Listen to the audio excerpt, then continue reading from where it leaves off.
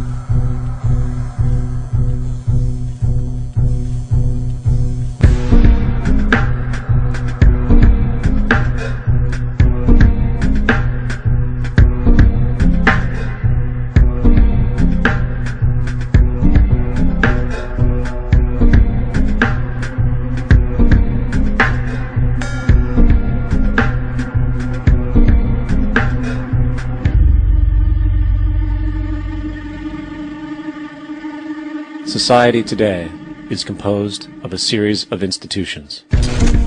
From political institutions, legal institutions, religious institutions, to institutions of social class, familial values, and occupational specialization. It is obvious the profound influence these traditionalized structures have in shaping our understandings and perspectives. Yet, of all the social institutions we are born into, directed by, and conditioned upon, there seems to be no system as taken for granted and misunderstood as the monetary system. Taking on nearly religious proportions, the established monetary institution exists as one of the most unquestioned forms of faith there is. How money is created, the policies by which it is governed, and how it truly affects society are unregistered interests of the great majority of the population.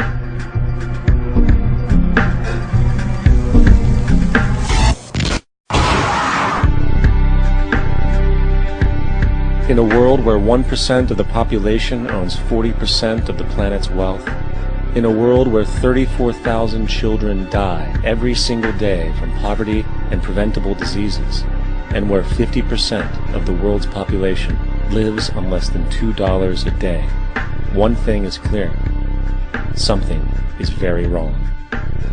And whether we are aware of it or not, the lifeblood of all of our established institutions, and thus society itself, is money. Therefore, understanding this institution of monetary policy is critical to understanding why our lives are the way they are. Unfortunately, economics is often viewed with confusion and boredom. Endless streams of financial jargon coupled with intimidating mathematics quickly deters people from attempts at understanding it. However, the fact is, the complexity associated with the financial system is a mere mask, designed to conceal one of the most socially paralyzing structures humanity has ever endured.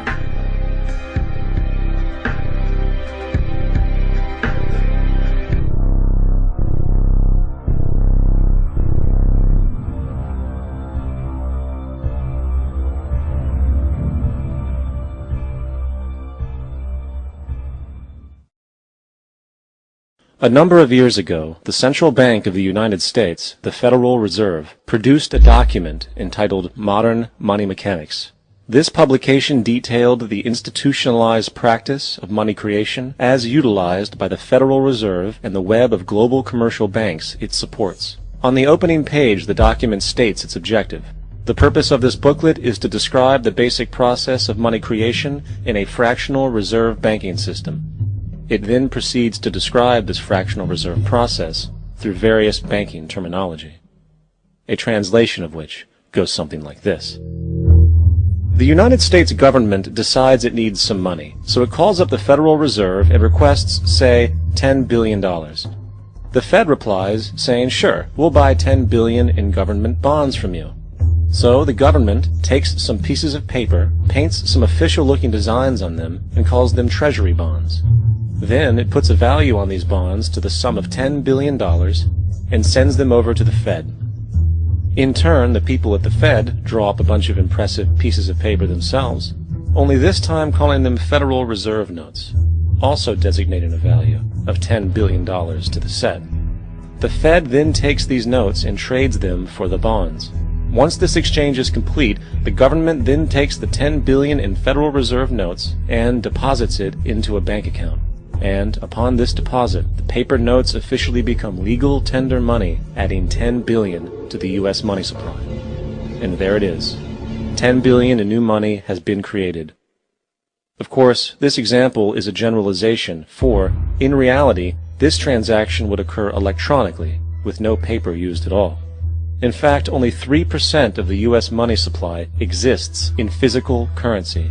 The other 97% essentially exists in computers alone.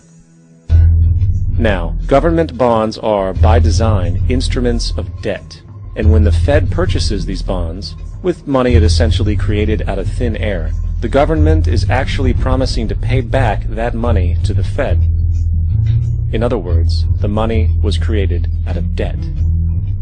This mind-numbing paradox of how money or value can be created out of debt or a liability will become more clear as we further this exercise. So, the exchange has been made and now $10 billion sits in a commercial bank account. Here's where it gets really interesting. For as based on the fractional reserve practice, that $10 billion deposit instantly becomes part of the bank's reserves, just as all deposits do. And regarding reserve requirements, as stated in Modern Money Mechanics, a bank must maintain legally required reserves equal to a prescribed percentage of its deposits. It then quantifies this by stating, under current regulations, the reserve requirement against most transaction accounts is 10%. This means that with a $10 billion deposit, 10%, or $1 billion, is held as the required reserve, while the other $9 billion is considered an excessive reserve and can be used as the basis for new loans. Now, it is logical to assume that this $9 billion is literally coming out of the existing $10 billion deposit. However, this is actually not the case. What really happens is that the $9 billion is simply created out of thin air on top of the existing $10 billion deposit. This is how the money supply is expanded. As stated in modern money mechanics, of course they, the banks, do not really pay out loans from the money they receive as deposits. If they did this, no additional money would be created. What they do when they make loans is to accept promissory notes, loan contracts, in exchange for credits, money, to the borrower's transaction accounts. In other words, the $9 billion can be created out of nothing simply because there is a demand for such a loan and that there is a $10 billion deposit to satisfy the reserve requirements. Now, let's assume that somebody walks into this bank and borrows the newly available $9 billion. They will then most likely take that money and deposit it into their own bank account. The process then repeats, for that deposit becomes part of the bank's reserves. 10% is isolated, and in turn 90% of the $9 billion, or $8.1 billion, is now available as newly created money for more loans. And, of course, that 8.1 can be loaned out and redeposited, creating an additional 7.2 billion, to 6.5 billion, to 5.9 billion, etc. This deposit money creation loan cycle can technically go on to infinity. The average mathematical result is that about $90 billion can be created on top of the original $10 billion. In other words, for every deposit that ever occurs in the banking system, about 9 times that amount can be created out of thin air. Money jitters. Ask the obliging Bank of America for a jar of soothing instant money, M-O-N-E-Y, in the form of a convenient personal loan. So, now that we understand how money is created by this fractional reserve banking system, a logical yet elusive question might come to mind. What is actually giving this newly created money value? The answer? The money that already exists. The new money essentially steals value from the existing money supply. For the total pool of money is being increased irrespective to demand for goods and services. And as supply and demand finds equilibrium, prices rise, diminishing the purchasing power of each individual dollar. This is generally referred to as inflation, and inflation is essentially a hidden tax on the public. What is the advice that you generally get? And that is, inflate the currency. They don't say debase the currency. They don't say devalue the currency. They don't say cheat the people who are saved. They say lower the interest rates. The real deception is when we distort the value of money. When we create money out of thin air, we have no savings, and yet there's so-called capital. So my question boils down to this: how in the world can we expect to solve the problems of inflation, that is, the increase in the supply of money, with more inflation? Of course, it can't. The fractional reserve system of monetary expansion is inherently inflationary. For the act of expanding the money supply, without there being a proportional expansion of goods and services in the economy, will always debase a currency. In fact, a quick glance at the historical values of the US dollar versus the money supply reflects this point definitively, for the inverse relationship is obvious. $1 in 1913 required $21.60 in 2007 to match value. That is a 96% devaluation since the Federal Reserve came into existence. Now, if this reality of inherent and perpetual inflation seems absurd and economically self-defeating, hold that thought, for absurdity is an understatement in regard to how our financial system really operates. For in our financial system, money is debt, and debt is money. Here is a chart of the U.S. money supply from 1950 to 2006. Here is a chart of the U.S. national debt for the same period. How interesting it is that the trends are virtually the same. For the more money there is, the more debt there is. The more debt there is, the more money there is. To put it a different way, every single dollar in your wallet is owed to somebody by somebody. For remember, the only way the money can come into existence is from loans. Therefore, if everyone in the country were able to pay off all debts, including the government, there would not be $1 in circulation.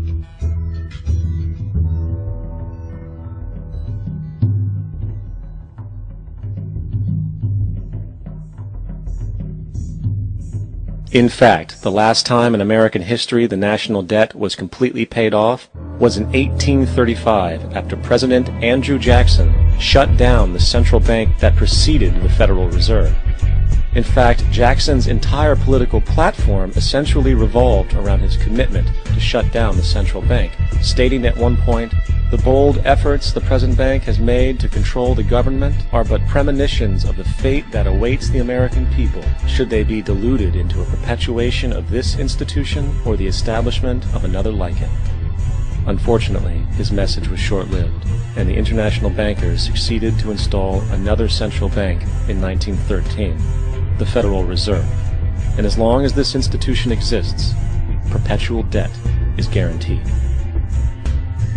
Now, so far we have discussed the reality that money is created out of debt, through loans. These loans are based on a bank's reserves, and reserves are derived from deposits. And through this fractional reserve system, any one deposit can create 9 times its original value, in turn debasing the existing money supply, raising prices in society. And since all this money is created out of debt and circulated randomly through commerce, people become detached from their original debt, and a disequilibrium exists, where people are forced to compete for labor in order to pool enough money out of the money supply to cover their costs of living. As dysfunctional and backwards as all of this might seem, there is still one thing we have omitted from this equation. And it is this element of the structure which reveals the truly fraudulent nature of the system itself: the application of interest. When the government borrows money from the Fed, or when a person borrows money from a bank, it almost always has to be paid back with accrued interest. In other words, almost every single dollar that exists must be eventually returned to a bank with interest paid as well. But if all money is borrowed from the central bank and is expanded by commercial banks through loans, only what would be referred to as the principal is being created in the money supply. So then, where is the money to cover all of the interest that is charged? Nowhere. It doesn't exist. The ramifications of this are staggering, for the amount of money owed back to the banks will always exceed the amount of money that is available in circulation. This is why inflation is a constant in the economy, for new money is always needed to help cover the perpetual deficit built into the system, caused by the need to pay the interest. What this also means is that mathematically, defaults and bankruptcy are literally built into the system, and there will always be poor pockets of society that get the short end of the stick. An analogy would be a game of musical chairs, for once the music stops, somebody is left out to dry. And that's the point. It invariably transfers true wealth from the individual to the banks. For if you are unable to pay for your mortgage, they will take your property. This is particularly enraging when you realize that not only is such a default inevitable due to the fractional reserve practice, but also because of the fact that the money that the bank loaned to you didn't even legally exist in the first place. In 1969, there was a Minnesota court case involving a man named Jerome Daly, who was challenging the foreclosure of his home by the bank which provided the loan to purchase it. His argument was that the mortgage contract required both parties, being he and the bank, each put up a legitimate form of property for the exchange. In legal language, this is called consideration. Mr. Daly explained that the money was, in fact, not the property of the bank, for it was created out of nothing as soon as the loan agreement was signed. Remember what modern money mechanics stated about loans? What they do when they make loans is to accept promissory notes in exchange for credits. Reserves are unchanged by the loan transactions, but deposit credits constitute new additions to the total deposits of the banking system. In other words, the money doesn't come out of their existing assets. the bank is simply inventing it, putting up nothing of its own, except for a theoretical liability on paper. As the court case progressed, the bank's president, Mr. Morgan, took the stand, and in the judge's personal memorandum, he recalled that the plaintiff, bank's president, admitted that, in combination with the Federal Reserve Bank, did create the money and credit upon its books by bookkeeping entry. The money and credit first came into existence when they created it. Mr. Morgan admitted that no United States law or statute existed which gave him the right to do this. A lawful consideration must exist and be tendered to support the note. The jury found that there was no lawful consideration, and I agree. He also poetically added, "Only God can create something of value out of nothing." And upon this revelation, the court rejected the bank's claim for foreclosure, and Daly kept his home. The implications of this court decision are immense. For every time you borrow money from a bank, whether it is a mortgage loan or a credit card charge, the money given to you is not only counterfeit, it is an illegitimate form of consideration, and hence voids the contract to repay, for the bank never had the money as property to begin with. Unfortunately, such legal realizations are suppressed and ignored, and the game of perpetual wealth transfer and perpetual debt continues. And this brings us to the ultimate question: why? During the American Civil War, President Lincoln bypassed the high-interest loans offered by the European banks and decided to do what the Founding Fathers advocated, which was to create an independent and inherently debt-free currency. It was called the greenback. Shortly after this measure was taken, an internal document circulated between private British and American banking interests stated, "Slavery is but the owning of labor, and carries with it the care of laborers, while the European plan is that capital shall control labor by controlling wages. This can be done by controlling the money. It will not do to allow the greenback, as we cannot control that." The fractional reserve policy perpetrated by the Federal Reserve, which has spread in practice to the great majority of banks in the world, is, in fact, a system of modern slavery. Think about it. Money is created out of debt. And what do people do when they are in debt? They submit to employment to pay it off. But if money can only be created out of loans, how can society ever be debt-free? It can't. And that's the point.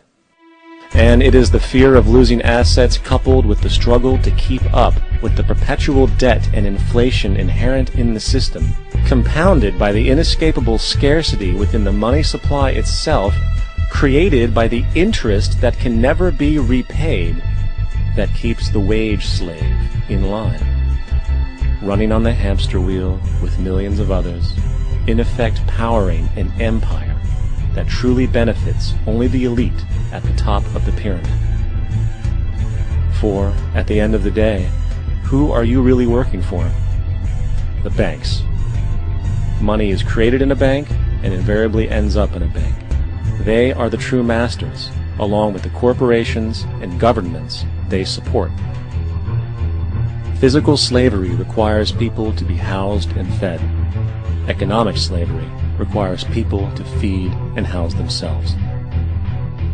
It is one of the most ingenious scams for social manipulation ever created, and at its core, it is an invisible war against the population. Debt is the weapon used to conquer and enslave societies, and interest is its prime ammunition. And as the majority walks around oblivious to this reality, the banks, in collusion with governments and corporations, continue to perfect and expand their tactics of economic warfare, spawning new bases, such as the World Bank and International Monetary Fund, while also inventing a new type of soldier, the birth of the economic hitman.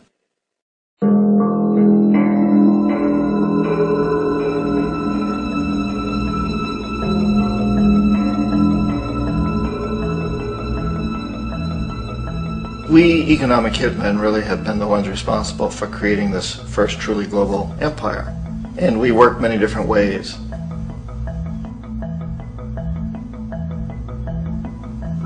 But perhaps the most common is that we will identify a country that has resources our corporations covet, like oil, and then arrange a huge loan to that country from the World Bank or one of its sister organizations.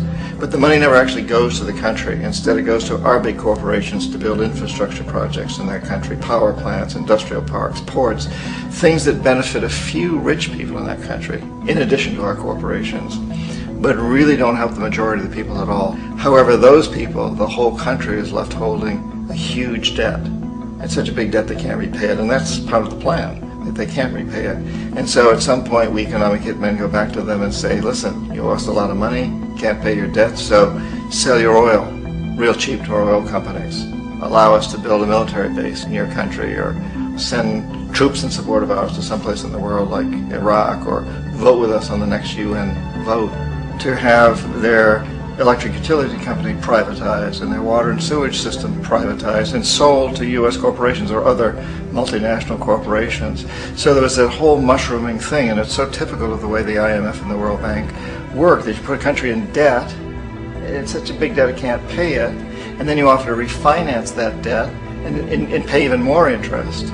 And you demand this quid pro quo, which you call a conditionality or good governance, which means basically that they've got to sell off their resources, including many of their social services, their utility companies, their school systems sometimes, their penal systems, their insurance systems, to foreign corporations. So it's a double, triple, quadruple whammy. The precedent for economic hitmen really began back in the early 50s when democratically elected Mossadegh, who was elected in Iran, he was considered to be the hope for democracy in the Middle East and around the world. He was Time Magazine's Man of the Year. But one of the things that he'd run on and began to implement was the idea that foreign oil companies needed to pay the Iranian people a lot more for the oil that they were taking out of Iran. The Iranian people should benefit from their own oil. Strange policy. We didn't like that, of course. But we were afraid to do what we normally were doing, which was to send in the military. Instead, we sent in one CIA agent, Kermit Roosevelt, Teddy Roosevelt's relative. And Kermit went in with a few $1 million and was very, very effective and efficient. And in a short amount of time, he managed to get Mossadegh overthrown and brought in the Shah of Iran to replace him, who always was favorable to oil. And it was extremely effective. Bombs overflow Tehran. Army officers shout that Mossadegh has surrendered and his regime as virtual dictator of Iran is ended. Pictures of the Shah are paraded through the streets as sentiment reverses. The Shah is welcomed home. So back here in the United States, in Washington, people looked around and said, wow, that was easy and cheap. So this established a whole new way of manipulating countries, of creating empire. The only problem with Roosevelt was that he was a card-carrying CIA agent, and had he been caught, the ramifications could have been pretty serious. So very quickly at that point, the decision was made to use private consultants to channel the money through the World Bank or the IMF or one of the other such agencies, to bring in people like me who worked for private companies, so that if we got caught, there would be no governmental ramifications.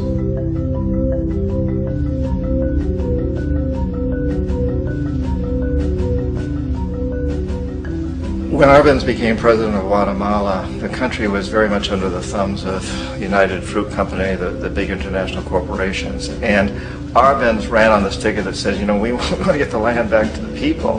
And once he took power, he was implementing policies that would do exactly that, give the land rights back to the people. United Fruit didn't like that very much. And so they hired a public relations firm, launched a huge campaign in the United States to convince the United States people, the citizens of the United States, and the press of the United States, and the Congress of the United States, that Arbenz was a Soviet puppet, and that if we allowed him to stay in power, the Soviets would have a foothold in this hemisphere. And that at that point in time was a huge fear on everybody's mind, the Red Terror, the Communist terror. And so, to make a long story short, out of this public relations campaign came a commitment on the part of the CIA and the military to take this man out. And in fact, we did. We sent in planes, we sent in soldiers, we sent in jackals, we sent everything in to take him out. and did take him out. And as soon as he was removed from office, the new guy that took over after him basically reinstated everything to the big international corporations, including United Fruit.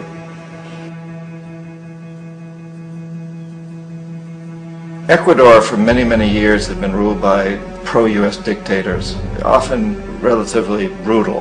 Then it was decided that they were going to have a truly democratic election. Jaime Roldos ran for office, and his main goal, he said, as president would be to make sure that Ecuador's resources were used to help the people.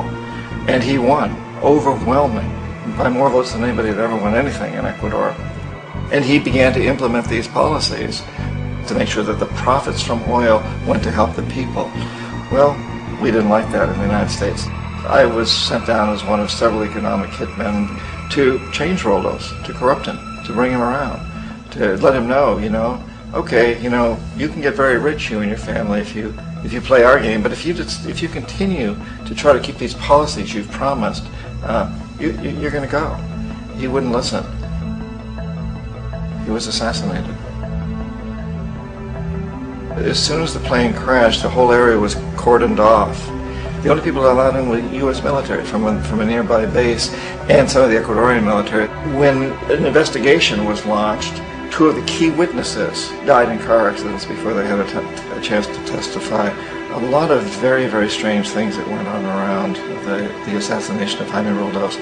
I, like most people who've really looked at this case, had absolutely no doubt that it was an assassination. And of course, in my position as an economic hitman, I was always expecting something to happen to Jaime, whether it be a coup or assassination, I wasn't sure, but that he would be taken down because he was not being corrupted. He would not allow himself to be corrupted the way we wanted to corrupt him.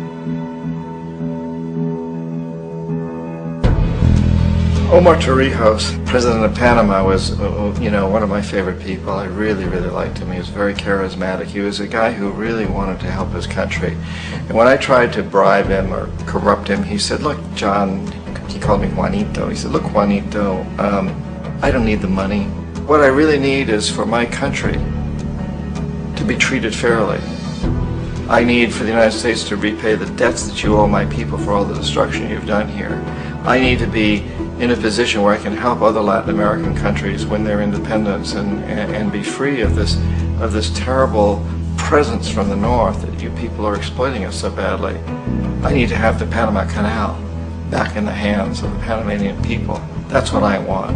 And so, leave me alone. Don't try to bribe me. It was 1981, and in May, Jaime Roldos was assassinated. And Omar was very aware of this. Torrijos got his family together and he said, I'm probably next, but it's okay because I've done what I came here to do. I've renegotiated the canal. The canal will now be in our hands. He just finished negotiating the treaty with Jimmy Carter. In June of that same year, just a couple of months later, he also went down in an airplane crash, which there's no question was executed by CIA-sponsored jackals. Tremendous amount of evidence that one of Torrijos' security guards handed him at the last moment as he was getting on the plane a tape recorder, a small tape recorder that contained a bomb.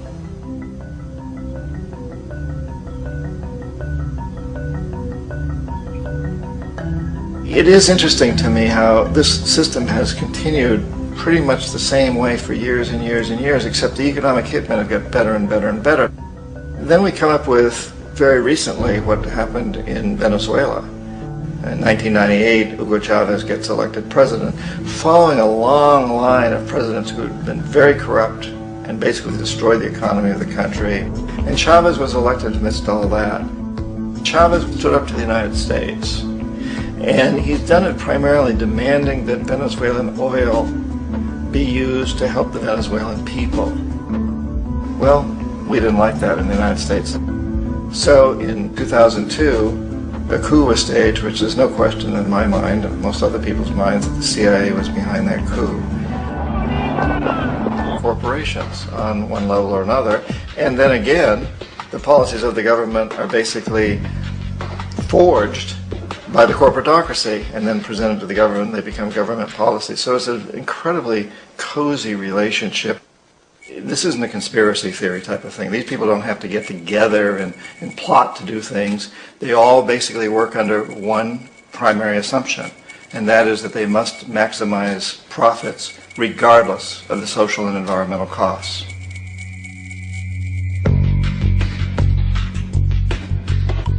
This process of manipulation by the corporatocracy through the use of debt, bribery, and political overthrow is called globalization. Just as the Federal Reserve keeps the American public in a position of indentured servitude through perpetual debt, inflation, and interest, the World Bank and IMF serve this role on a global scale. The basic scam is simple. Put a country in debt either by its own indiscretion or through corrupting the leader of that country, then impose conditionalities or structural adjustment policies, often consisting of the following. Currency devaluation. When the value of a currency drops, so does everything valued in it. This makes indigenous resources available to predator countries at a fraction of their worth. Large funding cuts for social programs. These usually include education and healthcare, compromising the well-being and integrity of the society, leaving the public vulnerable to exploitation. Privatization of state-owned enterprises. This means that socially important systems can be purchased and regulated by foreign corporations for profit. For example, in 1999, the World Bank insisted that the Bolivian government sell the public water system of its third largest city to a subsidy of the U.S. corporation Bechtel. As soon as this occurred, water bills for the already impoverished local residents skyrocketed.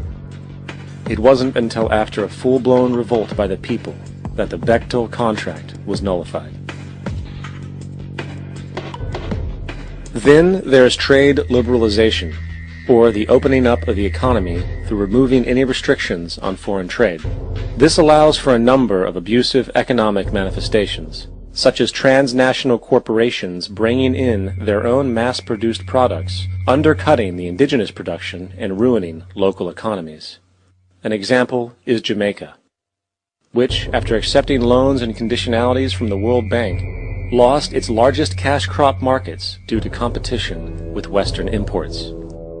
Today, countless farmers are out of work, for they are unable to compete with the large corporations. Another variation is the creation of numerous seemingly unnoticed, unregulated, inhumane sweatshop factories, which take advantage of the imposed economic hardship.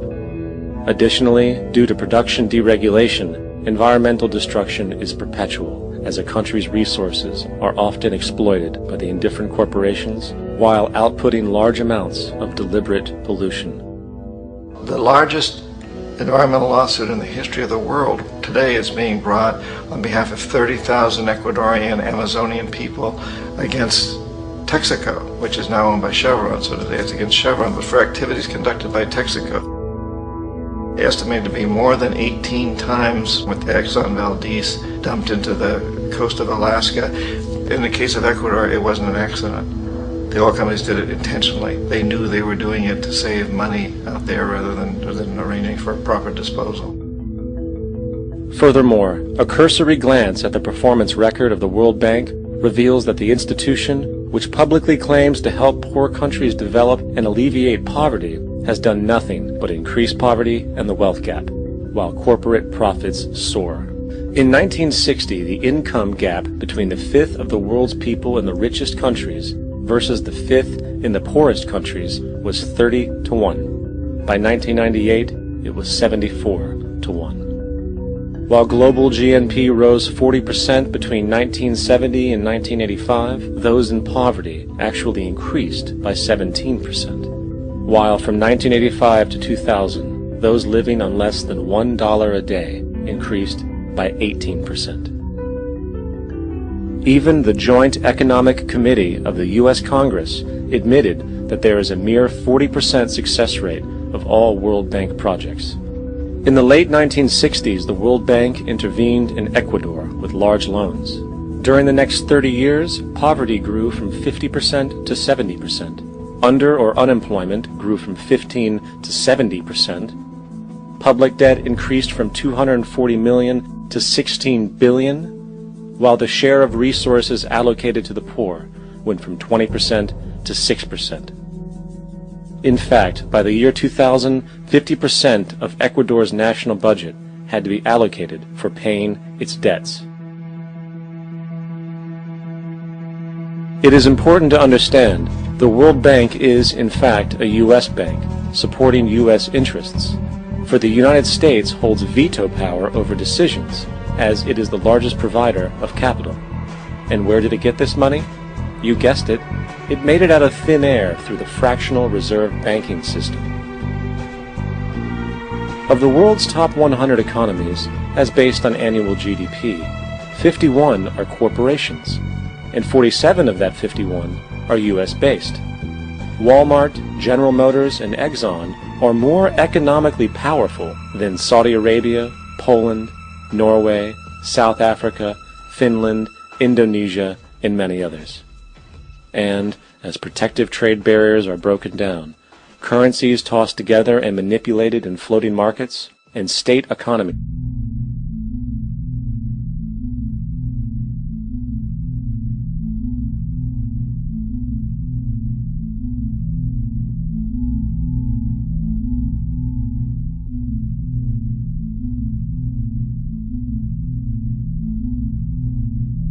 the world is being taken over by a handful of business powers who dominate the natural resources we need to live while controlling the money we need to obtain these resources.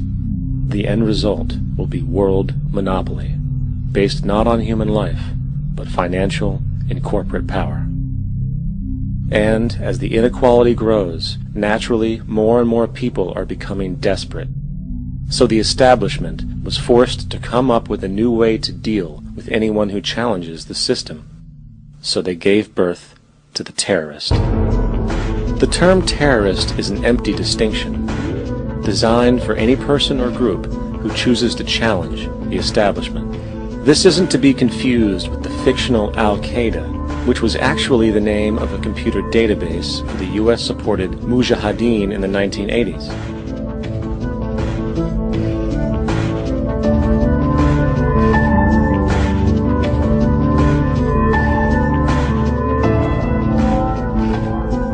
In 2007, the Department of Defense received $161.8 billion for the so-called global war on terrorism. According to the National Counterterrorism Center, in 2004, roughly 2,000 people were killed internationally due to supposed terrorist acts. Of that number, 70 were American. Using this number as a general average, which is extremely generous, it is interesting to note that twice as many people die from peanut allergies a year than from terrorist acts. Concurrently, the leading cause of death in America is coronary heart disease, killing roughly 450,000 each year. And in 2007, the government's allocation of funds for research on this issue was about $3 billion. This means that the U.S. government in 2007 spent 54 times the amount for preventing terrorism than it spent for preventing a disease which kills 6,600 times more people annually than terrorism does. Yet, as the name terrorism and Al-Qaeda are arbitrarily stamped on every news report relating to any action taken against U.S. interests, the myth grows wider. In mid-2008, the U.S. Attorney General actually proposed that the U.S. Congress officially declare war against the fantasy. Not to mention, as of July 2008, there are now over 1 million people currently on the U.S. terrorist watch list. These so-called counterterrorism measures, of course, have nothing to do with social protection, and everything to do with preserving the establishment amongst the growing anti-American sentiment both domestically and internationally, which is legitimately founded on the greed-based corporate empire expansion that is exploiting the world. The true terrorists of our world do not meet at the docks at midnight or scream Allah Akbar before some violent action. The true terrorists of our world wear $5,000 suits and work in the highest positions of finance, government, and business. So, what do? How do we stop a system of greed and corruption that has so much power and momentum? How do we stop this aberrant group behavior which feels no compassion for, say, the millions slaughtered in Iraq and Afghanistan, so the corporatocracy can control energy resources and opium production for Wall Street profit?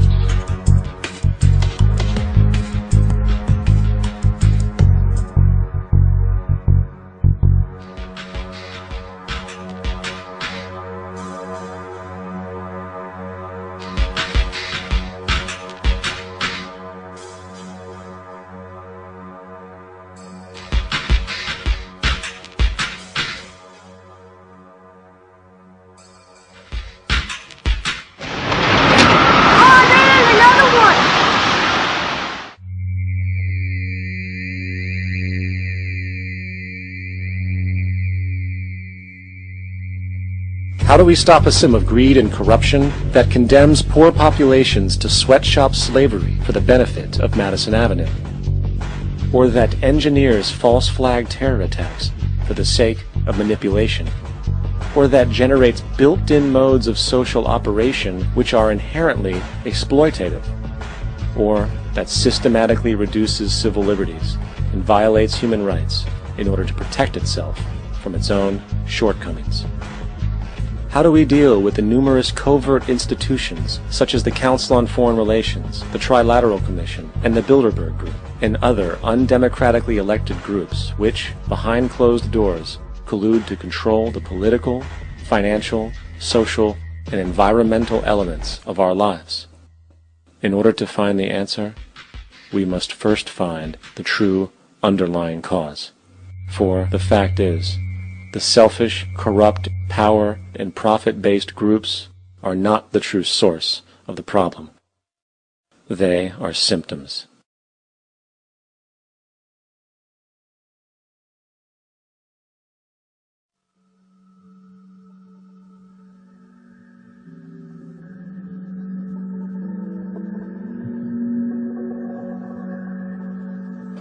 My name is Jock Fresco. I'm an industrial designer and a social engineer. I'm very much interested in society and developing a system that might be sustainable for all people. First of all, the word corruption is a monetary invention. That aberrant behavior that's disruptive to the well-being of people, while you're dealing with human behavior.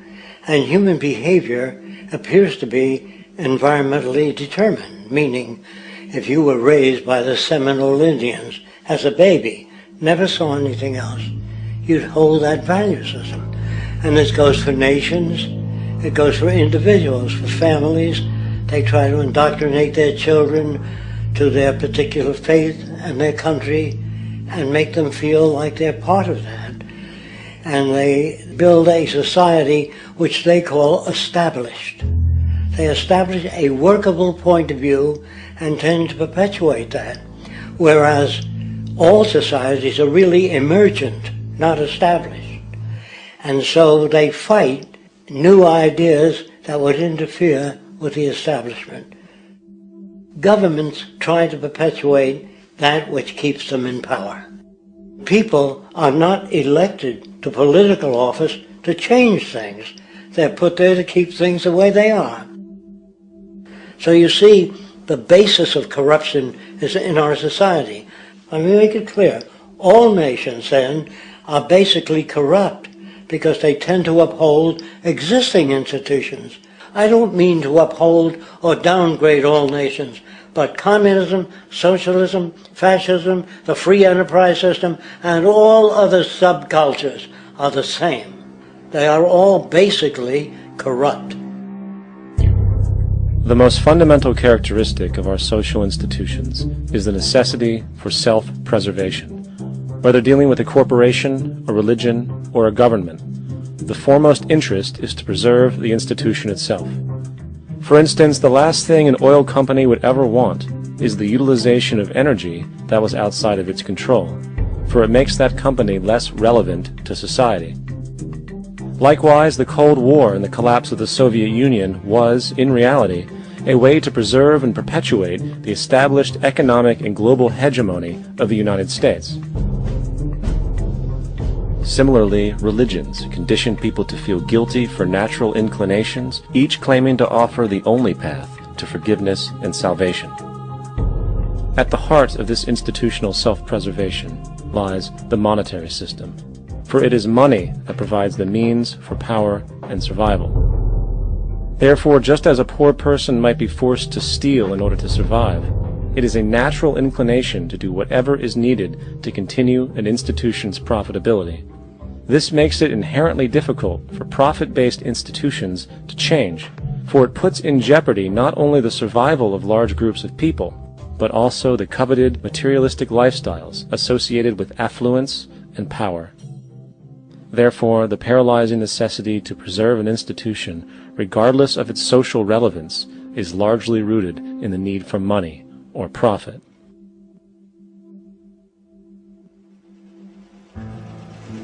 What's in it for me is why people think. And so if a man makes money selling a certain product, naturally he's going to fight the existence of another product that may threaten his institution. Therefore, people cannot be fair, and people do not trust each other. A guy will come over to you and say, I got just the house you're looking for. He's a salesman. When a doctor says, I think your kidney has to come out, I don't know if he's trying to pay off a yacht or that my kidney has to come out. It's hard in a monetary system to trust people. If you came into my store and I said, this lamp that I've got is pretty good, but the lamp next door is much better, I wouldn't be in business very long. It wouldn't work. If I were ethical, it wouldn't work. So when you say industry cares for people, that's not true. They can't afford to be ethical. So your system is not designed to serve the well-being of people. If you still don't understand that, there would be no outsourcing of jobs if they cared about people. Industry does not care. They only hire people because it hasn't been automated yet. So don't talk about decency and ethics. We cannot afford it and remain in business. It is important to point out that regardless of the social system, whether fascist, socialist, capitalist, or communist, the underlying mechanism is still money, labor, and competition. Communist China is no less capitalistic than the United States. The only difference is the degree by which the state intervenes in enterprise. The reality is that monetaryism, so to speak, is the true mechanism that guides the interests of all the countries on the planet. The most aggressive and hence dominant variation of this monetaryism is the free enterprise system. The fundamental perspective, as put forth by early free market economists like Adam Smith, is that self-interest in competition leads to social prosperity, as the act of competition creates incentive which motivates people to persevere. However, what isn't talked about is how a competition-based economy invariably leads to strategic corruption, power and wealth consolidation, social stratification, technological paralysis, labor abuse, and, ultimately, a covert form of government dictatorship by the rich elite. The word corruption is often defined as moral perversion. If a company dumps toxic waste into the ocean to save money, most people recognize this as corrupt behavior. On a more subtle level, when Walmart moves into a small town and forces small businesses to shut down for they are unable to compete, a gray area emerges. For what exactly is Walmart doing wrong? Why should they care about mom-and-pop organizations they destroy? Yet, even more subtly, when a person gets fired from their job because a new machine has been created which can do the work for less money, people tend to just accept that as the way it is, not seeing the inherent corrupt inhumanity of such an action. because the fact is, whether it is dumping toxic waste, having a monopoly enterprise, or downsizing the workforce, the motive is the same: profit. They are all different degrees of the same self-preserving mechanism, which always puts the well-being of people second to monetary gain. Therefore, corruption is not some byproduct of monetarism. It is the very foundation. And while most people acknowledge this tendency on one level or another, the majority remains naive as to the broad ramifications of having such a selfish mechanism as the guiding mentality in society. Internal documents show that after this company positively, absolutely knew that they had a medication that was infected with the AIDS virus, they took the product off the market in the U.S. and then they dumped it in France, Europe, Asia, and Latin America. The U.S. government allowed it to happen. The FDA allowed this to happen. And now the government is completely looking the other way. Thousands of innocent hemophiliacs have died from the AIDS virus. This company knew absolutely that it was infected with AIDS. They dumped it because they wanted to turn this disaster into a profit. So you see, you have built-in corruption. We're all chiseling off each other, and you can't expect decency in that sort of thing. And feeling that, they don't know who to elect. They think in terms of a democracy, which is not possible in a monetary-based economy. If you have more money to advertise your position, the position you desire in government, that isn't a democracy. It serves those in positions of differential advantage. So it's always a dictatorship of the elitists, the financially wealthy.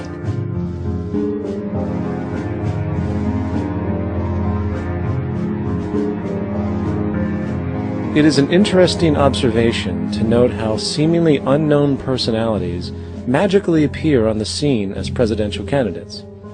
Then, before you know it, somehow you are left to choose from a small group of extremely wealthy people who suspiciously have the same broad social view. Obviously, it's a joke. The people placed on the ballot are done so because they have been pre-decided to be acceptable by the established financial powers who actually run the show. Yet, many who understand this illusion of democracy often think, if only we could just get our honest, ethical politicians in power, then we would be okay. Well, while this idea of course seems reasonable in our established-oriented worldview, it is, unfortunately, another fallacy. For when it really comes down to what is actually important, the institution of politics, and thus politicians themselves, have absolutely no true relevance as to what makes our world and society function. It's not politicians that can solve problems. They have no technical capabilities. They don't know how to solve problems. Even if they were sincere, they don't know how to solve problems. It's the technicians that produce the desalination plants. It's the technicians that give you electricity, that give you motor vehicles, that heat your house and cool it in the summertime. It's technology that solves problems, not politics. Politics cannot solve problems because they're not trained to do so. Very few people today stop and consider what it is that actually improves their lives. Is it money? Obviously not. One cannot eat money or stuff money into their car to get it to run. Is it politics? All politicians can do is create laws, establish budgets, and declare war. Is it religion? Of course not. Religion creates nothing except intangible emotional solace for those who require it. The true gift that we as human beings have, which has been solely responsible for everything that has improved our lives, is technology. What is technology? Technology is a pencil which allows one to solidify ideas on paper for communication. Technology is an automobile which allows one to travel faster than feet would allow. Technology is a pair of eyeglasses which enables sight for those who need it. Applied technology itself is merely an extension of human attributes, which reduces human effort, freeing humans from a particular chore or problem. Imagine what your life would be like today without a telephone, or an oven, or a computer, or an airplane. Everything in your home, which you take for granted, from a doorbell, to a table, to a dishwasher, is technology, generated from the creative, scientific ingenuity of human technicians, not money, politics, or religion. These are false institutions. And writing your congressman is fantastic. They tell you to write your congressman if you want something done. The men in Washington should be at the forefront of technology, the forefront of human studies, the forefront of crime, all the factors that shape human behavior. You don't have to write your congressman. What kind of people are they that are appointed to do that job? The future will have great difficulty. And the question that's raised by politicians is, how much will a project cost? The question is not, how much will it cost? Do we have the resources? And we have the resources today to house everyone, build hospitals all over the world, build schools all over the world, the finest equipment and labs for teaching and doing medical research. So you see, we have all that, but we're in a monetary system. And in a monetary system, there's profit. And what is the fundamental mechanism that drives the profit system besides self-interest? What is it exactly that maintains that competitive edge at its core? Is it high efficiency and sustainability? No, that isn't part of their design. Nothing produced in our profit-based society is even remotely sustainable or efficient. If it was, there wouldn't be a multi-million-dollar-a-year service industry for automobiles, nor would the average lifespan for most electronics be less than 3 months before they're obsolete. Is it abundance? Absolutely not. Abundance, as based on the laws of supply and demand, is actually a negative thing. If a diamond company finds 10 times the usual amount of diamonds during their mining, it means the supply of diamonds has increased, which means the cost and profit per diamond drops. The fact is, efficiency, sustainability, and abundance are enemies of profit. To put it into a word, it is the mechanism of scarcity that increases profits. What is scarcity? Based on keeping products valuable. Slowing up production on oil raises the price. Maintaining scarcity of diamonds keeps the price high. They burn diamonds at the Kimberley diamond mines. They're made of carbon. That keeps the price up. So then, what does it mean for society when scarcity, either produced naturally or through manipulation, is a beneficial condition for industry? It means that sustainability and abundance will never ever occur in a profit system, for it simply goes against the very nature of the structure. Therefore, it is impossible to have a world without war or poverty. It is impossible to continually advance technology to its most efficient and productive states. And, most dramatically, it is impossible to expect human beings to behave in truly ethical or decent ways.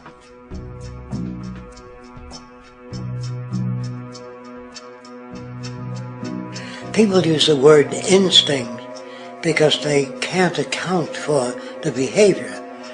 They sit back and they evaluate with their lack of knowledge, and they say things like, humans are built a certain way, greed is a natural thing, as though they've worked for years on it, and it's no more natural than wearing clothing.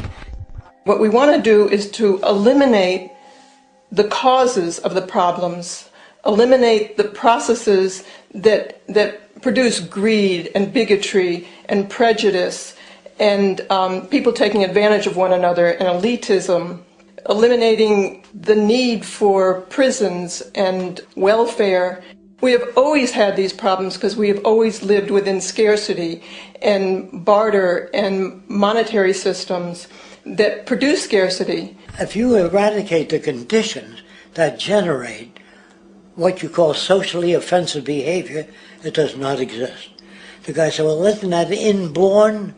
No, it's not. There is no human nature. There's human behavior, and that's always been changed throughout history. You're not born with bigotry and greed and corruption and hatred. You pick that up within the society. War, poverty, corruption, hunger, misery, human suffering will not change in a monetary system. That is, there'll be very little significant change. It's going to take the redesign of our culture, our values, and it has to be related to the carrying capacity of the earth, not some human opinion or some politician's notions of the way the world ought to be, or some religious notions of the conduct of human affairs. And that's what the Venus Project is about. The society that we're about to talk about is a society that is free of all the old superstitions, incarceration, prisons, police, cruelty, and law. All laws will disappear, and the professions will disappear that are no longer valid, such as stockbrokers, bankers, advertising, gone forever, because it's no longer relevant. When we understand that it is technology devised by human ingenuity which frees humanity and increases our quality of life, we then realize that the most important focus we can have is on the intelligent management of the Earth's resources.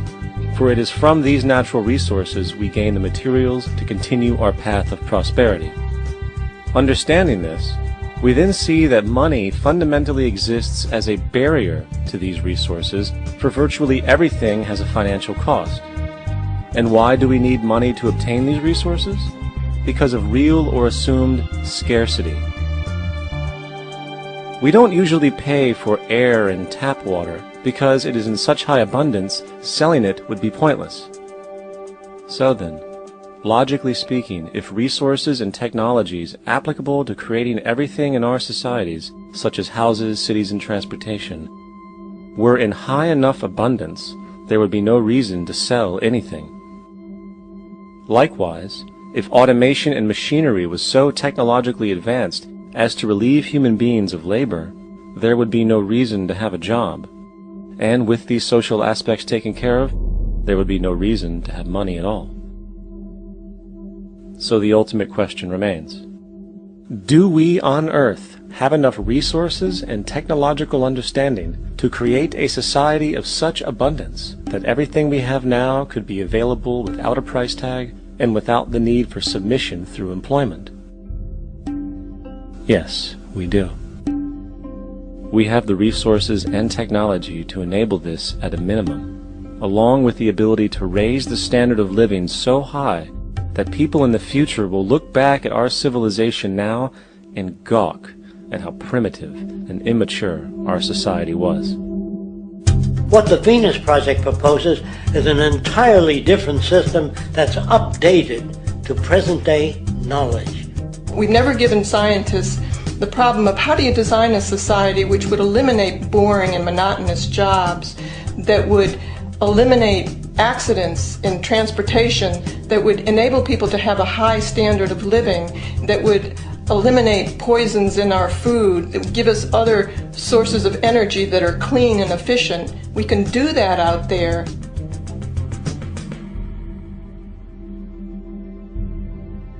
The major difference between a resource-based economy and a monetary system is that a resource-based economy is really concerned with people and their well-being, where a monetary system has become so distorted that the concerns of the people are really secondary, if they're there at all. The products that are turned out are for how much money you can get. If there is a problem in society and you can't earn money from solving that problem, then it won't be done. The resource-based economy is really not close to anything that's been tried. And with all our technology today, we can create abundance. It could be used to improve everyone's lifestyle. Abundance all over the world if we use our technology wisely and maintain the environment. It's a very different system, and it's very hard to talk about because the public is not that well enough informed as to the state of technology.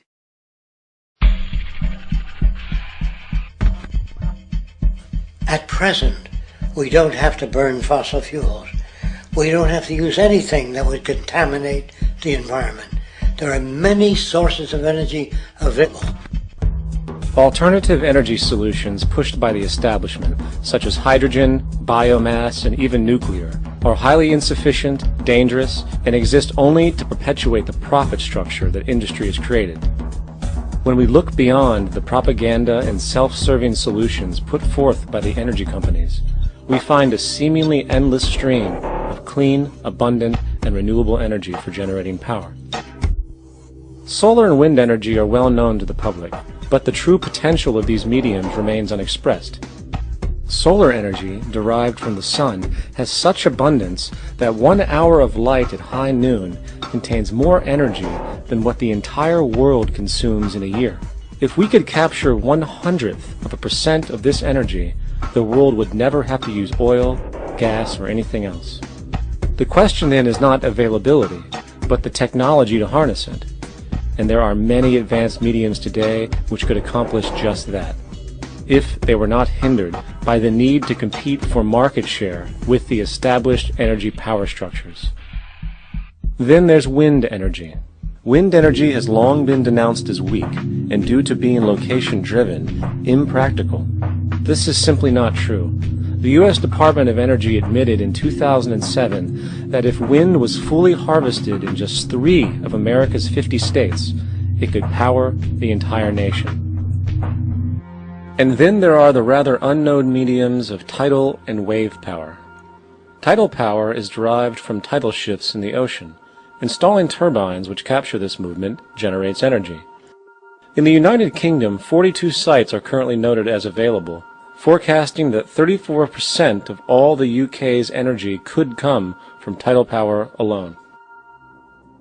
Wave power, which extracts energy from the surface motions of the ocean, is estimated to have a global potential of up to 80,000 terawatt-hours a year. This means 50% of the entire planet's energy usage could be produced from this medium alone.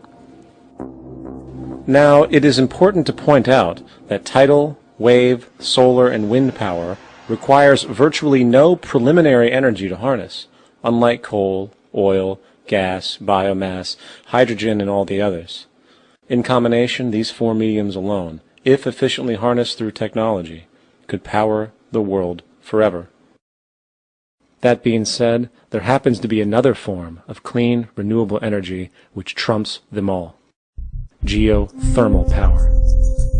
Geothermal energy utilizes what is called heat mining, which, through a simple process using water, is able to generate massive amounts of clean energy. In 2006, an MIT report on geothermal energy found that 13,000 zettajoules of power are currently available in the Earth, with the possibility of 2,000 zettajoules being easily tappable with improved technology.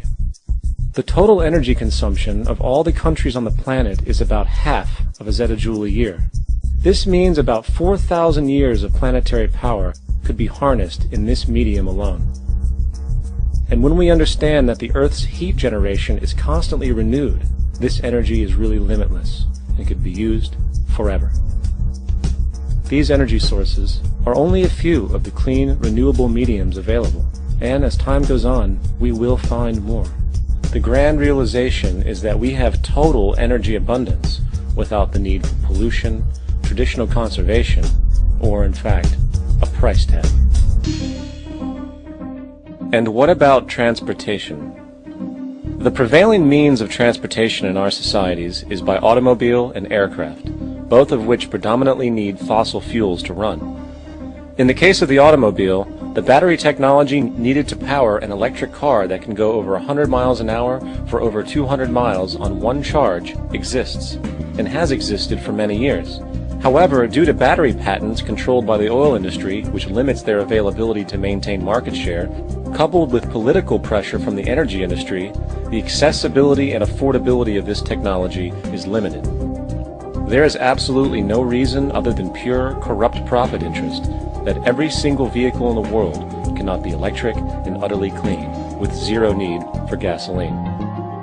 As far as airplanes, it is time we realize that this means of travel is inefficient, cumbersome, slow, and causes far too much pollution.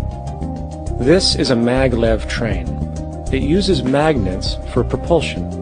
It is fully suspended by a magnetic field and requires less than 2% of the energy used for plane travel. The train has no wheels, so nothing can wear out. The current maximum speed of versions of this technology, as used in Japan, is 361 miles per hour. However, this version of the technology is very dated. An organization called ET3, which has connections with the Venus Project, has established a tube-based maglev that can travel up to 4,000 miles per hour in a motionless, frictionless tube, which can go over land or underwater. Imagine going from LA to New York for an extended lunch break, or from Washington, D.C. to Beijing, China in 2 hours. This is the future of continental and intercontinental travel, fast, clean, with only a fraction of the energy usage we use today for the same means. In fact, between maglev technology, advanced battery storage, and geothermal energy, there would be no reason to ever burn fossil fuels again. And we can do this now if we were not held back by the paralyzing profit structure. America is inclined toward fascism. It has a propensity by its dominant philosophy and religion to uphold the fascist point of view. American industry is essentially a fascist institution. If you don't understand that, the minute you punch that time clock, you walk into a dictatorship. We're given notions about the respectability of work, and I really look at it as being paid slavery. They're brought up to believe that you shall earn your living by the sweat of your brow. That holds people back, freeing people from drudgery, repetitive jobs which make them ignorant. You rob them. In our society, that is a resource-based economy, machines free people.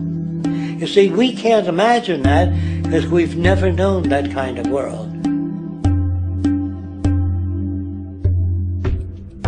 If we look back at history, we see a very clear pattern of machine automation slowly replacing human labor. From the disappearance of the elevator man to the near full automation of an automobile production plant, the fact is, as technology grows, the need for humans in the workforce will continually be diminished.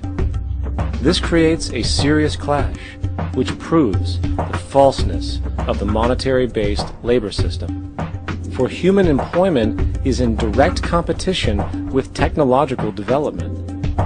Therefore, given the fundamental priority of profit by industry, people through time will be continually laid off and replaced by machine.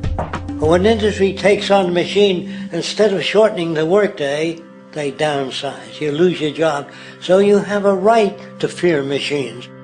In a high-technology, resource-based economy, it is conservative to say that about 90% of all current occupations could be phased out by machines, freeing humans to live their life without servitude, for this is the point of technology itself. And through time, with nanotechnology and other highly advanced forms of science, it is not far-fetched to see how even complex medical procedures could be performed by machines as well, and based on the pattern, with much higher success rates than humans get today. The path is clear, but our monetary-based structure, which requires labor for income, blocks this progress. For humans need jobs in order to survive. The bottom line is that this system must go, or we will never be free, and technology will be constantly paralyzed.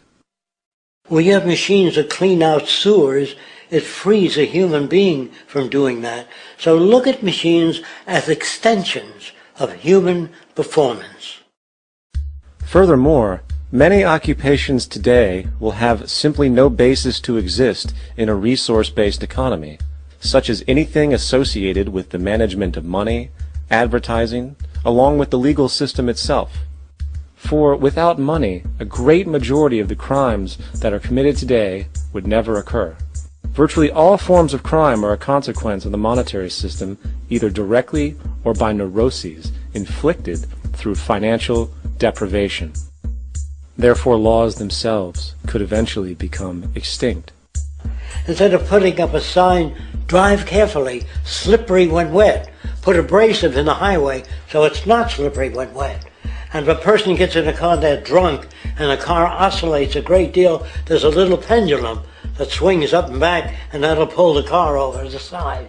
Not a law solution. Put sonar and radar in automobiles so they can't hit one another. Man-made laws are attempts to deal with occurring problems, and not knowing how to solve them, they make a law. In the United States, the most privatized, capitalist country on the planet, it should come as no surprise that it also has the largest prison population in the world, growing every year. Statistically, most of these people are uneducated and come from poor, deprived societies. And, contrary to propaganda, it is this environmental conditioning which lures them into criminal and violent behavior. However, society looks the other way in regard to this point. The legal and prison systems are just more examples of how our society avoids examining the root causes of behavior. Billions are spent each year on prisons and police, while only a fraction is spent on programs for poverty, which is one of the most fundamental variables responsible for crime to begin with. And as long as we have an economic system which prefers and in fact creates scarcity and deprivation, crime will never go away.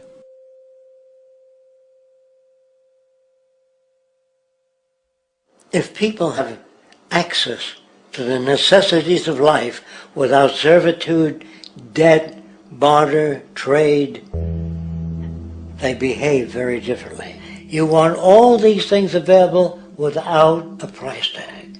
Now then, you gotta have a price tag. Well, what'll motivate people? Man gets everything he wants, he just lay around in the sun. This is the myth they perpetuate. People in our culture are trained to believe that the monetary system produces incentive. If they have access to things, why should they want to do anything? They will lose their incentive. That's what you're taught to support the monetary system. When you take money out of the scenario, there would be different incentives, very different incentives. When people have access to the necessities of life, their incentives change. What about the moon and the stars? New incentives arise. If you make a painting that you will enjoy giving it to other people, not selling it.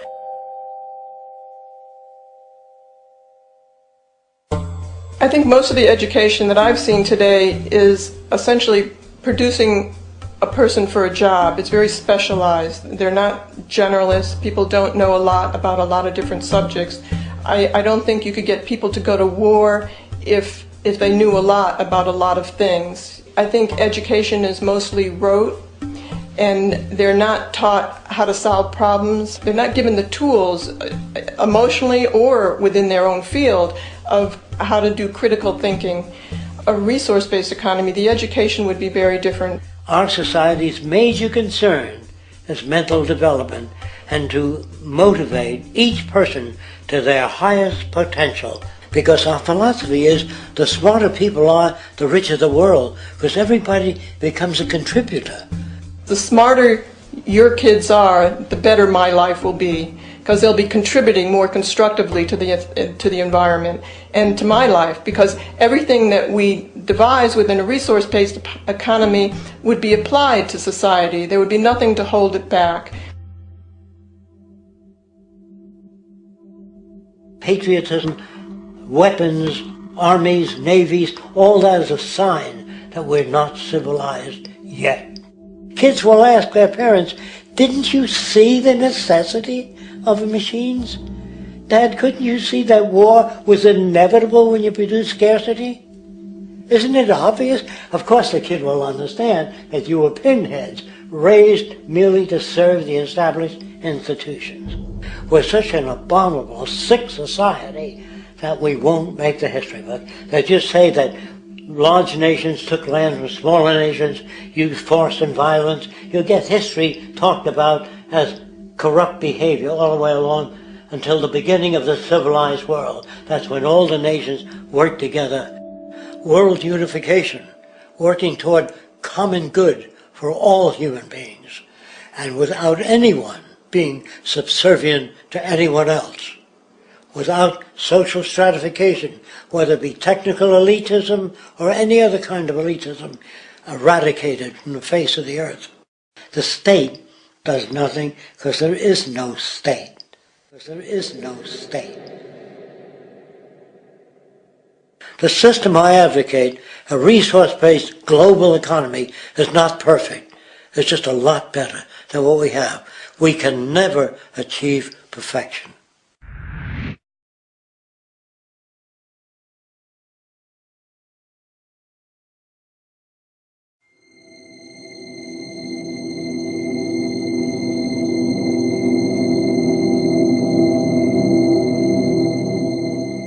The social values of our society, which has manifested in perpetual warfare, corruption, oppressive laws, social stratification, irrelevant superstitions, environmental destruction, and a despotic, socially indifferent, profit-oriented ruling class, is fundamentally the result of a collective ignorance of two of the most basic insights humans can have about reality: the emergent and symbiotic aspects of natural law.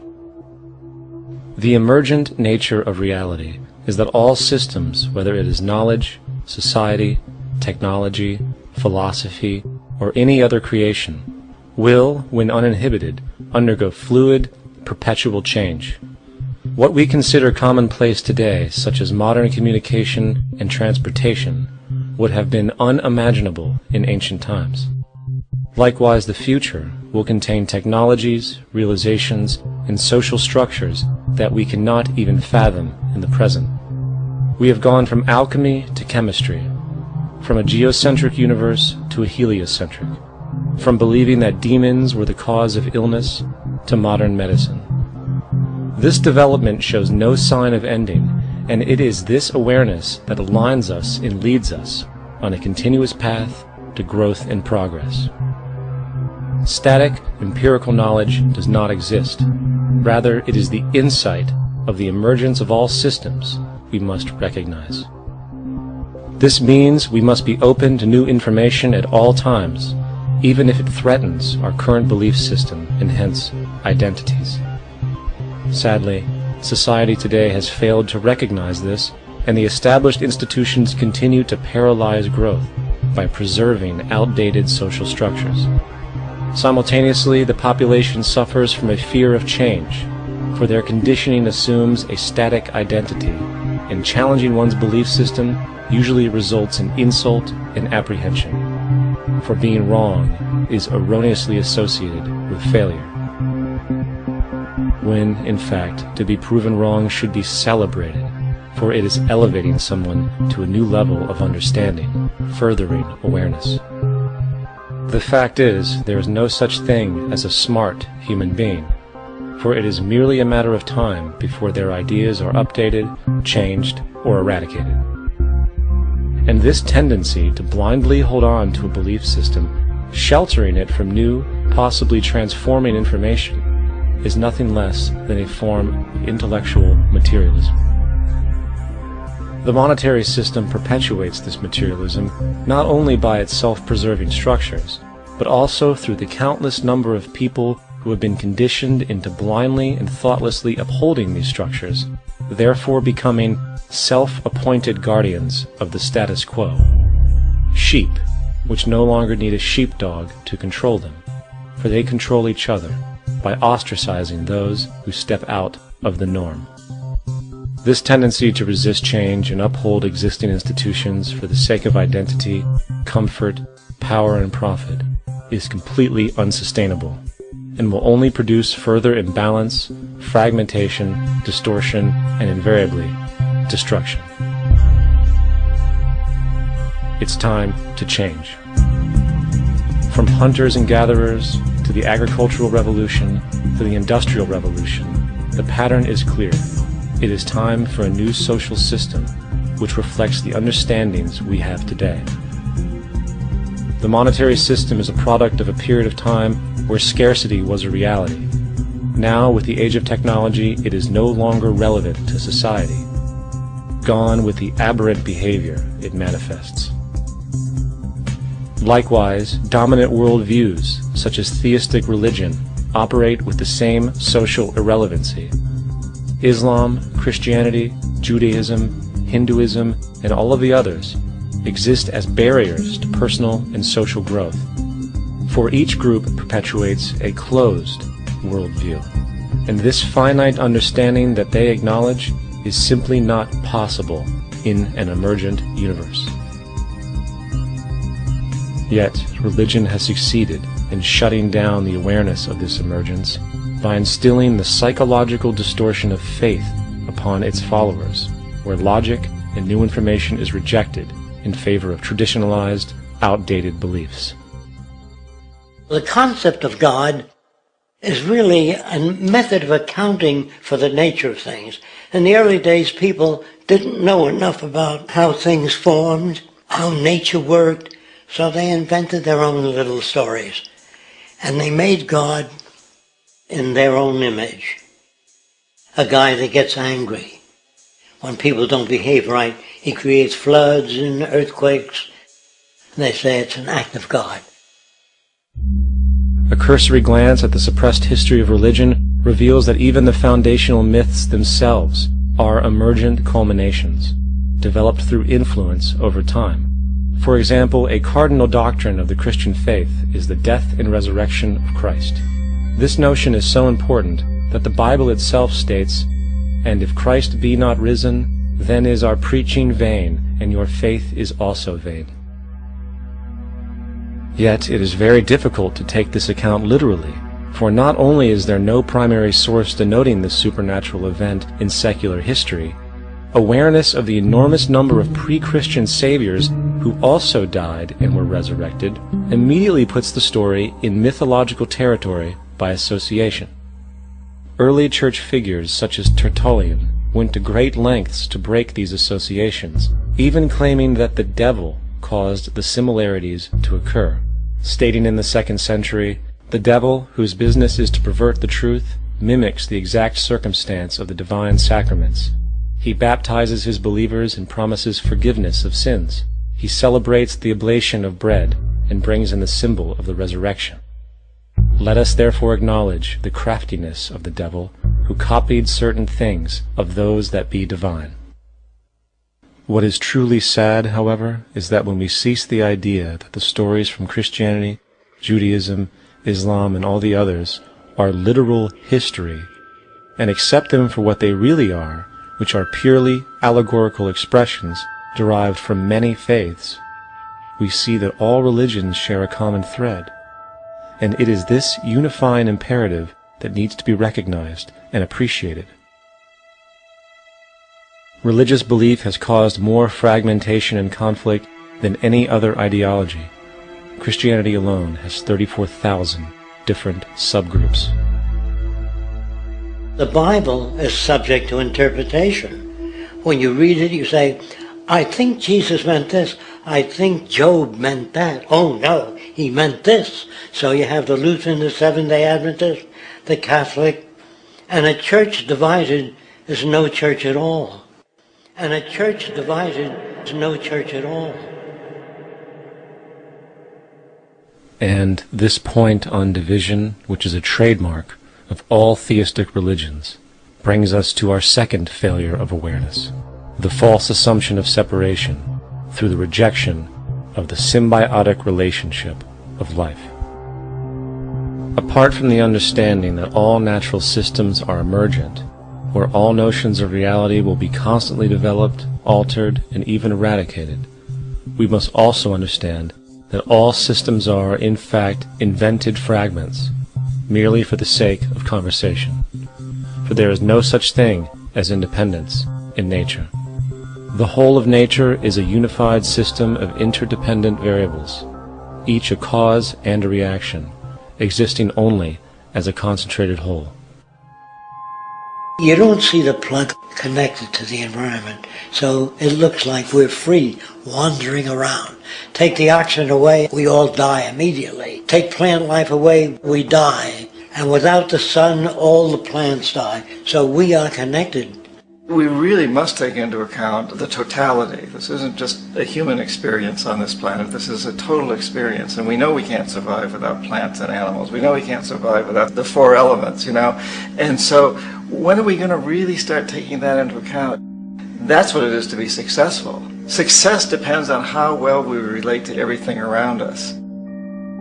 I'm very aware of the fact that my grandson cannot possibly hope to inherit a sustainable, peaceful, stable, socially just world unless every child today growing up in Ethiopia, in Indonesia, in Bolivia, in Palestine, in Israel also has that same expectation. You got to take care of the whole community or you're going to have serious problems. And now we have to see that the whole world is the community. And we must all take care of each other that way. And it's not just a community of human beings. It's a community of plants and animals and elements. And we really need to understand that. That's what's going to bring us joy, too, and pleasure. That's what's missing in our lives right now. We can call it spirituality, but the fact of the matter is, joy comes from that bliss of connectedness. That's our God spirit. That's that side of ourselves that really feels it. And you can feel it deep inside you. It's this amazing, wonderful feeling. And you know it when you get it. You don't get it from money. You get it from connection. Now, if that isn't a hazard to this country, how are we going to keep building nuclear weapons? You know what I mean? What's going to happen to the arms industry when we realize we're all one? It's going to fuck up the economy. The economy that's fake anyway. The economy that's fake anyway. The economy that's fake anyway. The economy that's fake anyway. The economy that's fake anyway. Which would be a real bummer. You can see why the government's cracking down on the idea of experiencing unconditional love.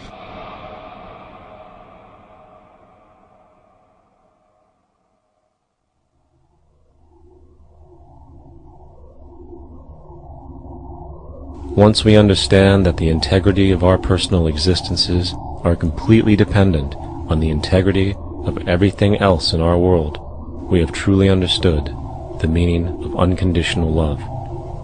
For love is extensionality, and seeing everything as you and you as everything can have no conditionalities. For, in fact, we are all everything at once. If it's true that we're all from the center of a star, every atom in each of us from the center of a star, then we're all the same thing. Even a Coke machine or a cigarette butt in the street in Buffalo is made out of atoms that came from a star. They've all been recycled thousands of times, as have you and I. And therefore, it's only me out there. So what is there to be afraid of? What is there that needs solace-seeking? Nothing. There's nothing to be afraid of because it's all us. The trouble is we have been separated by being born and given a name and an identity and being individuated. We've been separated from the oneness, and that's what religion exploits, that people have this yearning to be part of the overall one again. So they exploit that. They call it God. They say he has rules. And I think it's cruel. I think you can do it absent religion.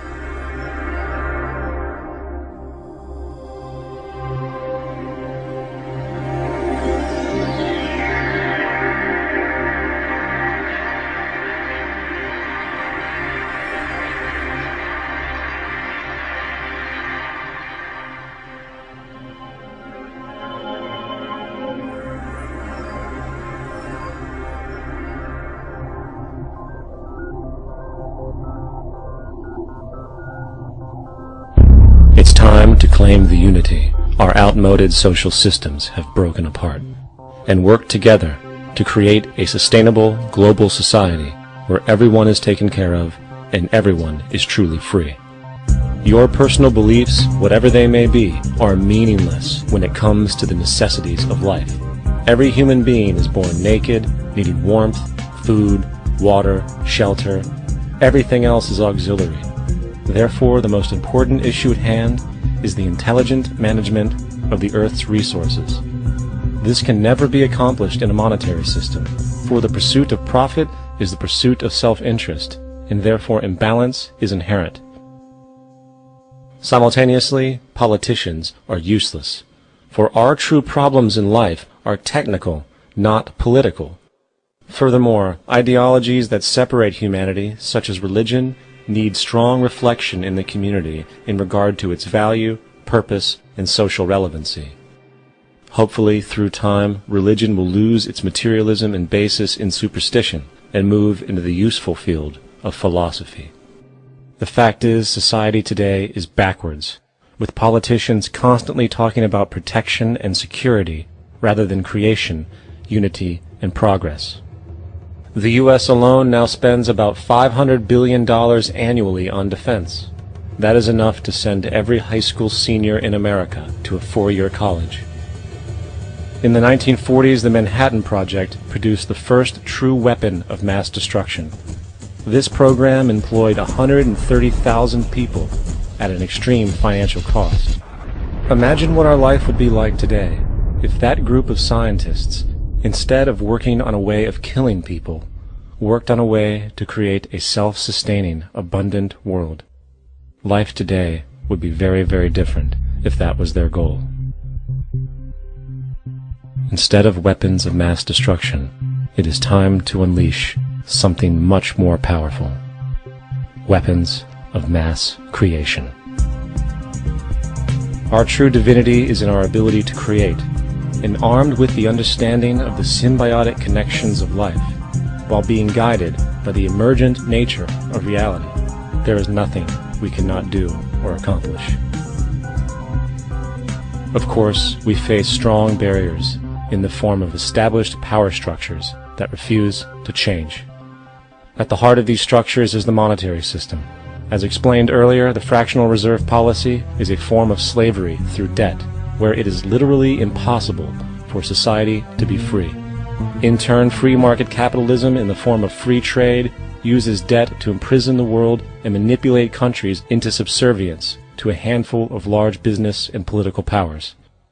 Apart from these obvious amoralities, the system itself is based on competition, which immediately destroys the possibility of large-scale collaborations for the common good, hence paralyzing any attempt at true global sustainability. These financial and corporate structures are now obsolete, and they must be outgrown.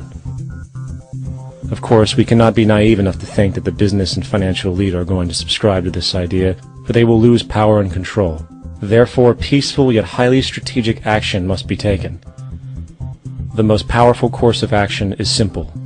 We have to alter our behavior to force the power structure to the will of the people. We must stop supporting the system. The only way the establishment will change is by our refusal to participate, while continuously acknowledging its endless flaws and corruptions. They're not going to give up the monetary system because of our designs of what we recommend. The system has to fail, and people have to lose confidence in their elected leaders. That will be a major turning point if the Venus Project is offered as a possible alternative. If not, I fear the consequences. The trends now indicate that our country is going bankrupt. The probability is our country will move toward a military dictatorship to prevent riots and complete social breakdown. Once the U.S. breaks down, all the other cultures will undergo similar things. As of now, the world financial system is on the brink of collapse due to its own shortcomings. The Comptroller of Currency stated in 2003 that the interest on the U.S. national debt will not be affordable in less than 10 years. This theoretically means total bankruptcy for the U.S. economy, and its implications for the world are immense. In turn, the fractional reserve-based monetary system is reaching its theoretical limits of expansion, and the banking failures you are seeing are just the beginning. This is why inflation is skyrocketing, All debt is at record levels, and the government and Fed are hemorrhaging new money to bail out the corrupt system. For the only way to keep the banks going is by making more money. The only way to make more money is to create more debt and inflation. It is simply a matter of time before the tables turn, and there is no one willing to take new loans, while defaults grow, as people are unable to afford their current loans. Then the expansion of money will stop, and contraction will begin on a scale never before seen, ending a century-long pyramid scheme. This has already begun. Therefore, we need to expose this financial failure for what it is, using this weakness to our advantage. Here are some suggestions. Expose the banking fraud. Citibank, JP Morgan Chase, and Bank of America are the most powerful controllers within the corrupt Federal Reserve System. It's time to boycott these institutions. If you have a bank account or a credit card with any of them, move your money to another bank.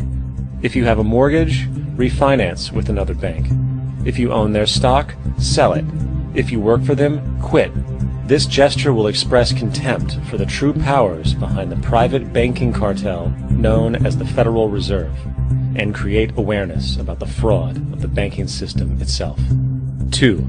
Turn off the TV news. Visit the emerging independent news agencies on the internet for your information. CNN, NBC, ABC, Fox, and all the others present all news pre-filtered to maintain the status quo. With 4 corporations owning all major media outlets, objective information is impossible. This is the true beauty of the internet, and the establishment has been losing control because of this free flow of information. We must protect the internet at all times, as it is truly our savior right now. 3. Don't ever allow yourself, your family, or anyone you know to ever join the military. This is an obsolete institution now used exclusively for maintaining an establishment that is no longer relevant. U.S. soldiers in Iraq work for U.S. corporations, not the people. Propaganda forces us to believe that war is natural and the military is an honorable institution. Well, if war is natural, why are there 18 suicides every single day by American veterans who have post-traumatic stress disorder? If our military men and women are so honored, why is it that 25% of the American homeless population are veterans? 4. Stop supporting the energy companies. If you live in a detached house, get off the grid. Investigate every means of making your home self-sustainable with clean energy. Solar, wind, and other renewable energies are now affordable consumer realities, and considering the never-ending rising cost of traditional energies, it will likely be a cheaper investment over time. If you drive, get the smallest car you can, and consider using one of the many conversion technologies that can enable your car to be a hybrid, electric, or run on anything other than establishment fuels. 5. Reject the political system. The illusion of democracy is an insult to our intelligence. In a monetary system, there is no such thing as a true democracy, and there never was. We have 2 political parties owned by the same set of corporate lobbyists. They are placed in their positions by the corporations, with popularity artificially projected by their media. In a system of inherent corruption, the change of personnel every couple of years has very little relevance. Instead of pretending that the political game has any true meaning, focus your energy on how to transcend this failed system. And 6. Join the movement. Go to thezeitgeistmovement.com and help us create the largest mass movement for social change the world has ever seen. We must mobilize and educate everyone about the inherent corruption of our current world system, along with the only true sustainable solution, declaring all the natural resources on the planet as common heritage to all people, while informing everyone as to the true state of technology and how we can all be free if the world works together rather than fights. The choice lies with you. You can continue to be a slave to the finance system and watch the continuous wars, depressions, and injustice across the globe while placating yourself with vain entertainment and materialistic garbage.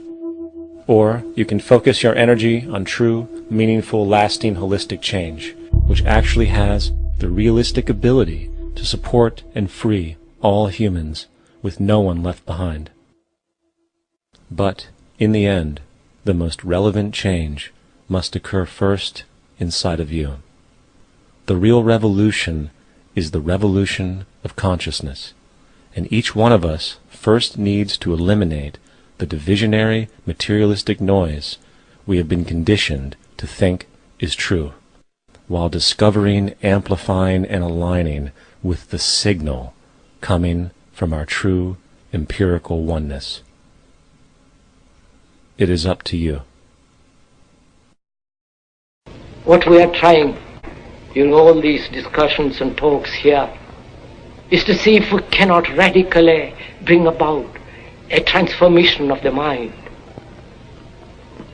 Not accept things as they are,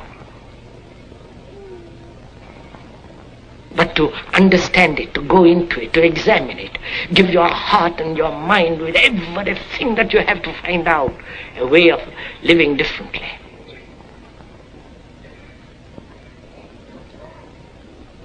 But that depends on you and not somebody else.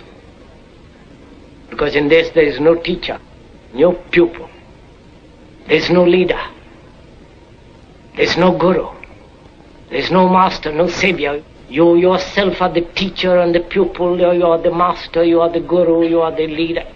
You are everything. And to understand is to transform what is.